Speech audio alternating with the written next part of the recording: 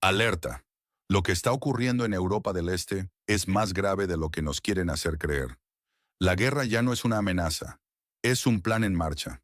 Víctor Orbán acaba de hacer una revelación explosiva que los medios mainstream intentan silenciar. En una reunión secreta en Copenhague, la élite de Bruselas presentó su verdadera agenda. Un plan de guerra que nos arrastrará a todos. ¿Por qué ahora? La respuesta es aterradora.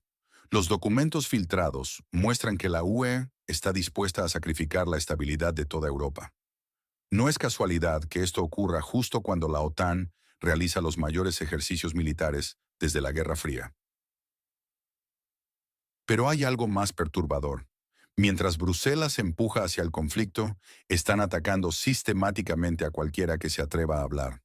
Orbán reveló que existe un arsenal completo contra los disidentes, acusaciones de espionaje, campañas de desprestigio, manipulación legal. Lo más alarmante, nadie nos dice cuánto costará esto ni cuánto durará. ¿Por qué este silencio? Porque los números son tan astronómicos que provocarían pánico en las calles. Y aquí viene lo más escalofriante. Mientras escribo estas palabras, la flota rusa del Báltico está realizando ejercicios masivos cerca de la frontera polaca. No es un simulacro, es un ensayo general. La pregunta ya no es si habrá guerra, sino cuándo comenzará la escalada final. Los indicadores están todos allí. La crisis en Francia, el caos en Polonia, Venezuela intentando cambiar de bando. Todo forma parte de un tablero mayor. ¿Todavía creen que esto está lejos de sus hogares? Piénsenlo de nuevo. Los efectos ya están llegando a sus bolsillos. Y esto es solo el comienzo. Si están viendo esto desde cualquier país europeo, especialmente cerca de las fronteras orientales, dejen su ubicación en los comentarios. Necesitamos mapear dónde se están sintiendo los primeros impactos de esta crisis. Continuaremos exponiendo lo que realmente está sucediendo detrás de las cortinas diplomáticas. La verdad no puede seguir oculta. La situación geopolítica avanza alarmantemente.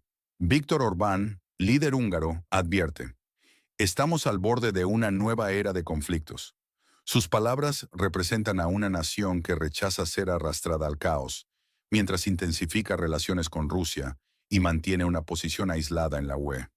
En Venezuela, Maduro intentó abandonar a Rusia, China e Irán para acercarse a Estados Unidos, ofreciendo contratos petroleros preferenciales. Washington lo rechazó, dejando al país en limbo estratégico. Esta maniobra refleja la crisis que atraviesa el país, con millones emigrando a naciones vecinas. Polonia enfrenta una tormenta política con manifestaciones masivas lideradas por Kaczynski. Los medios alemanes señalan problemas de corrupción, mientras la flota rusa realiza ejercicios militares cerca. La tensión aumenta con tropas adicionales en Kaliningrado y ejercicios que ponen a prueba las defensas de la OTAN. Francia sufre su crisis política más grave en décadas. Macron, al nombrar a Lecornu como primer ministro, lucha por mantener un gobierno que se desmorona, mientras las disputas amenazan la segunda economía de la UE.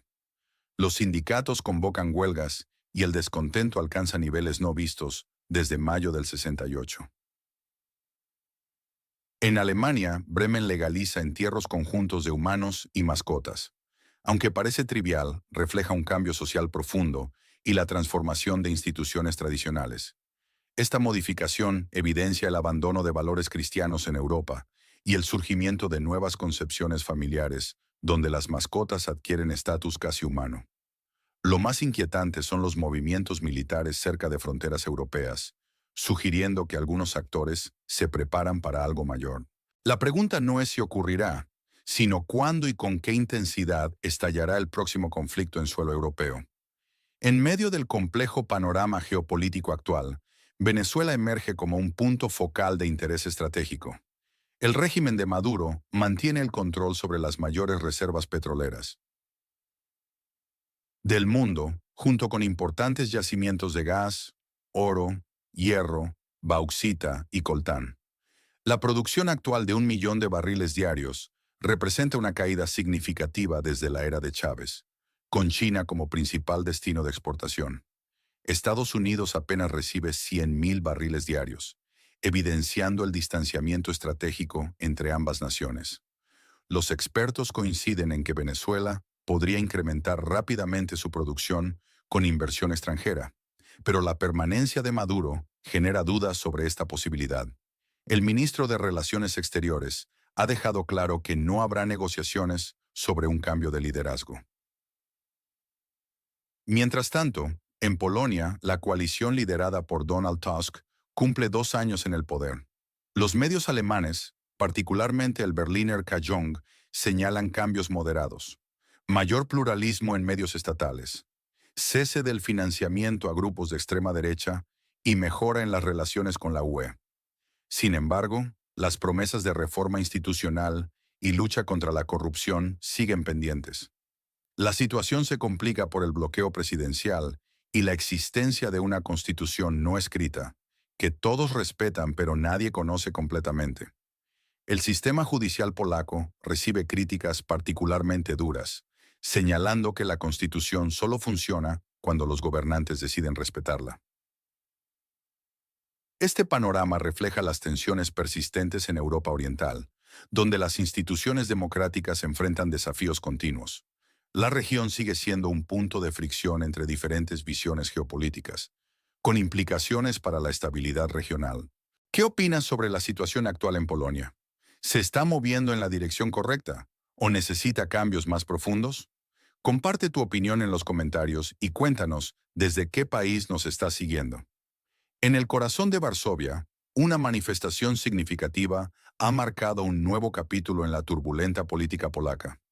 El sábado, la Plaza del Castillo se convirtió en el epicentro de la resistencia política cuando entre 10.000 y 15.000 personas se reunieron bajo las banderas del partido Ley y Justicia, PiS. El evento, liderado por Jarosław Kaczyński, se transformó en una demostración de fuerza contra el gobierno actual. Los manifestantes alzaron sus voces contra la inmigración ilegal y el acuerdo Mercosur, temas que han encendido el debate público en Polonia. Desde el podio, figuras prominentes como Beata Szydło, Mateusz Morawiecki y otros líderes del PiS pronunciaron discursos apasionados. Pero fue Kaczynski quien lanzó las acusaciones más severas contra Donald Tusk, actual primer ministro, señalándolo de engañar a los polacos sobre políticas migratorias. El líder del PiS recordó cómo, no hace mucho, Tusk amenazaba con sancionar a Polonia por bloquear ciertos acuerdos. Ahora repentinamente anuncia que no habrá inmigración el próximo año. No se dejen engañar, son los mismos juegos viejos, advirtió Kaczynski. Lo más impactante fue su insinuación sobre posibles retrasos electorales. Podría suceder que si no hay elecciones en 2026, esto se extienda hasta 2027, porque simplemente quieren ganar a toda costa. Sugirió, añadiendo que el gobierno actual cuenta con el respaldo de los líderes de la Unión Europea para tales maniobras. Este enfrentamiento político refleja una división profunda en la sociedad polaca, donde cada bando acusa al otro de radicalismo extremo. Los medios alemanes señalan que tanto el PiS como el partido de Tusk compiten por el apoyo del ala más conservadora. Me gustaría saber desde qué país están siguiendo estos acontecimientos. ¿Creen que estas tensiones políticas en Polonia podrían afectar a otros países europeos? Compartan sus opiniones en los comentarios. La situación política en Europa continúa mostrando signos preocupantes de inestabilidad. En Francia, estamos presenciando un caos político sin precedentes que amenaza con socavar los cimientos de la Quinta República. Emmanuel Macron ha tomado una decisión que ha dejado atónitos a muchos observadores: volver a nombrar como primer ministro a Sébastien Lecornu, apenas un mes después de su dimisión. La crisis francesa alcanza niveles alarmantes. 5 gobiernos han caído en tan solo 22 meses. El anterior mandato de Lecornu duró apenas 27 días, convirtiéndole en el primer ministro más breve de la historia moderna francesa. Esta vez, según informes de la agencia AFP, Macron le ha otorgado carta blanca para formar gobierno. En Polonia, las tensiones políticas continúan escalando. El partido Ley y Justicia, PiS, organizó una manifestación que ha generado fuertes reacciones. El diputado Marcin Józefasiuk la describió como un festival de odio y desprecio, mientras que el portavoz gubernamental, Adam Schwabka, defendió la postura del gobierno de Donald Tusk respecto al pacto migratorio. Mateusz Morawiecki ha expresado su firme oposición a las políticas de Tusk, mientras que Sławomir Mencen, líder de Confederación, señaló la baja participación en la manifestación del PiS, sugiriendo que tanto Tusk como Kaczynski mantienen posiciones igualmente cuestionables sobre la inmigración. Esta crisis de liderazgo en Francia está afectando significativamente su posición dentro de la Unión Europea, especialmente en un momento crucial donde se necesita unidad frente a los desafíos geopolíticos actuales. El viernes, los líderes de los partidos políticos franceses se reunieron en el Palacio del Elíseo, en lo que el gobierno describió como un momento de responsabilidad compartida. ¿Qué opinas sobre la reelección de Lecornu como primer ministro francés? ¿Crees que logrará formar un gobierno estable esta vez? Comparte tu opinión en los comentarios y cuéntanos desde qué país nos estás siguiendo. Tu perspectiva es importante para entender mejor esta situación. La crisis política en Francia alcanza niveles sin precedentes, mientras el país se sumerge en una espiral de incertidumbre que amenaza la estabilidad de toda Europa. El fracaso inicial de Licorni en formar gobierno ha expuesto las profundas grietas en el sistema político francés, donde las disputas por los nombramientos ministeriales han paralizado la formación del nuevo ejecutivo. La controversia se intensificó especialmente con la propuesta de Bruno Lier para el Ministerio de Defensa. Este movimiento, que pretendía trasladar al entonces ministro de Economía y Finanzas a una cartera tan sensible, provocó el rechazo inmediato de los republicanos, frustrando la formación del gobierno. El legado económico de Limarín como ministro resulta preocupante. Durante su gestión, la deuda pública francesa se disparó en más de 1 billón de euros, escalando del 99% al 114% del PIB. Esta pesada carga financiera limita severamente la capacidad de Francia para realizar inversiones estratégicas necesarias. Macron, en un movimiento que refleja tanto desesperación como esperanza, ha otorgado a Licorni carta blanca para su segundo intento de formar gobierno. Esta libertad ampliada podría ser la última oportunidad para lograr un consenso entre las fragmentadas fuerzas políticas del Parlamento. Mientras tanto, en el frente oriental, Rusia mantiene su presencia militar activa cerca de la frontera polaca. La flota del Báltico ha realizado ejercicios de bombardeo de precisión, demostrando que Moscú no cederá su influencia en la región de Kaliningrado, incluso ante la expansión de la OTAN con Finlandia y Suecia. Esta combinación de inestabilidad política en Francia y tensiones militares en el este plantea serios desafíos para la cohesión europea. La segunda economía más grande de la eurozona necesita urgentemente estabilidad para mantener su papel crucial en el continente. ¿Qué opinan sobre esta crisis francesa? ¿Creen que Licorni logrará formar gobierno en su segundo intento? Compartan sus análisis en los comentarios y cuéntenos desde qué país nos están siguiendo.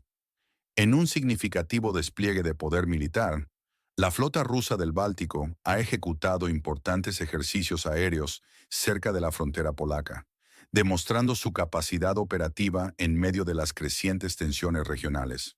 La operación involucró 10 cazas Su-30, SM-2 y bombarderos tácticos Su-24M, con la participación de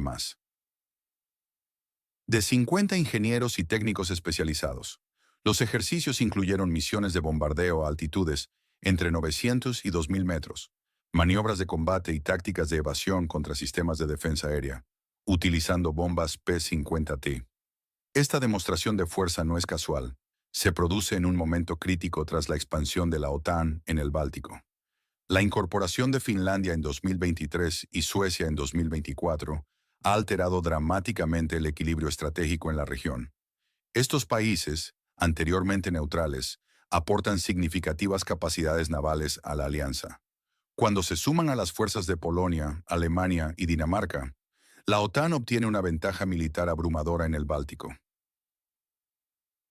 La posición estratégica de Rusia se ha vuelto particularmente vulnerable especialmente en el Golfo de Finlandia. Esta área podría ser fácilmente bloqueada mediante campos minados o misiles antibuque, una táctica que las fuerzas navales polacas practican regularmente. Moscú intenta compensar esta desventaja estratégica, intensificando su presencia militar y realizando demostraciones de fuerza. Sin embargo, el nuevo panorama geopolítico presenta desafíos significativos para las operaciones rusas en la región.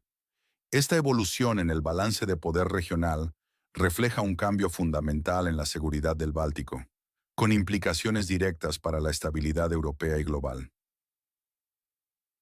¿De qué país nos estás siguiendo y cómo ves esta situación en el Báltico? Comparte tu opinión. Quizás juntos podamos entender mejor hacia dónde se dirige esta situación. En las últimas horas, la OTAN ha intensificado sus operaciones de vigilancia, utilizando un avión Boeing R-135 Combat Cent, una plataforma especializada en recopilación de inteligencia. Durante una misión que se extendió por varias horas, la unidad monitoreó activamente los sistemas de radar y la infraestructura de defensa aérea de la Federación Rusa en la región. Los analistas de seguridad interpretan estas operaciones como un claro indicador del aumento de las tensiones entre la OTAN y Rusia.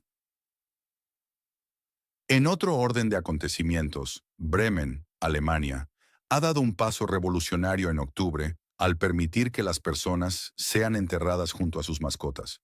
Esta nueva legislación autoriza a los administradores de cementerios a designar áreas especiales donde las urnas con las cenizas de las mascotas pueden colocarse junto a sus dueños, siempre y cuando el animal haya sido previamente cremado.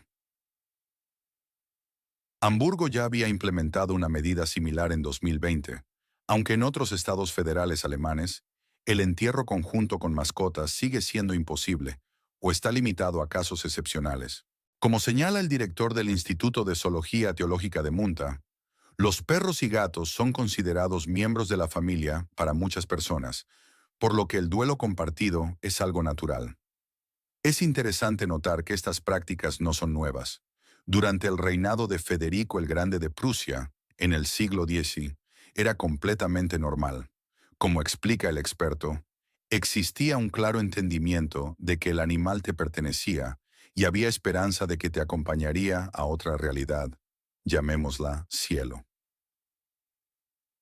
Esta decisión de Bremen refleja un cambio significativo en la mentalidad social. Las mascotas ya no son vistas simplemente como propiedad, sino como compañeros de vida y miembros legítimos de la familia. La legislación comienza a reconocer y respetar estos vínculos interespecies. ¿Qué opinas sobre estos cambios en la legislación alemana? ¿En tu país existen leyes similares? Comparte tu experiencia en los comentarios. Me interesa conocer las diferentes perspectivas culturales sobre